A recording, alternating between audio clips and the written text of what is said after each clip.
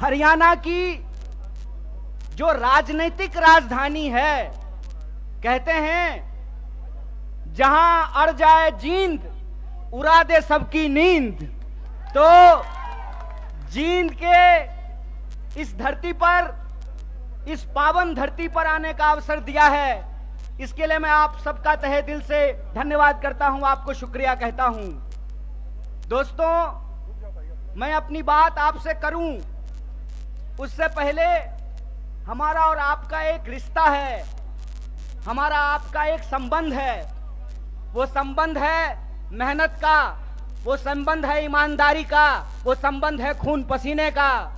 उसके बारे में मैं एक बात आपसे कहना चाहता हूं। जब मैं बिहार से चल करके दिल्ली आया था कलेक्टर बनने के लिए, यूपीएससी की तैयारी करने के लिए, तो हमारे साथ हरियाणा के कुछ लोग रहते थे, रोहतक के, झज्जर के, चरखी दादरी के, यमुनानगर के, सिरसा के, करनाल के, अंबाला के, पानीपत के, सोनीपत के। उनके साथ रहते हुए हमने हरियाणा के बारे में बहुत कुछ जाना है। एक बार की बात है, हमारे हरियाणा के एक दोस्त ने कहा, भाई कन्हैया रोटी खा ले। तो मैंने कहा, भाई साहब दोपहर का वक्त है, हम लोग रोटी नहीं चावल खाते हैं। तो मेरे हरियाणा के उस दोस्त ने कहा, भाई हम चावल भी खाते हैं तो उसको रोटी खाना ही कहते हैं। भले तू चावल खा ले, लेकिन मैं तो यही कहूंगा रोटी खा ले तू। तो मैं समझता हूं ये जो रोटी का संबंध है वो बिहार के लोगों का हरियाणा के लोगों के साथ है। आप जो देश भर के लिए हरियाणा के मेहनती किसान चावल उगाते हैं, हम बिहार वाले उस चावल को बोते हैं, उस चावल को काटते हैं, उस चावल को बोरियों में भरते हैं। इसीलिए हमारा और आपका रिश्ता प्रेम का रिश्ता है, मेहनत का रिश्ता है, ईमानदारी का रिश्ता है, खून पसीने का रिश्ता है।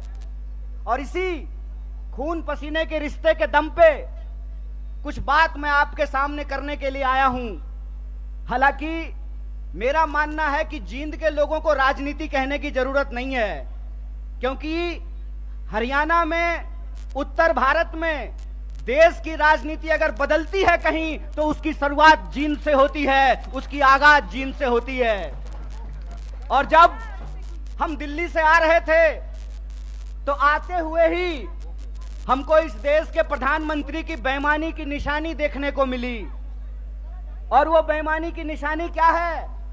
तो टीकरी बॉर्डर पर बहादुरगढ़ के पास आज भी किसान आंदोलन का वो क्रांतिकारी इतिहास, उसके चिन्ह वहां पे मौजूद हैं कि किस तरीके से इस सरकार ने इस देश के किसानों के साथ बेईमानी की थी।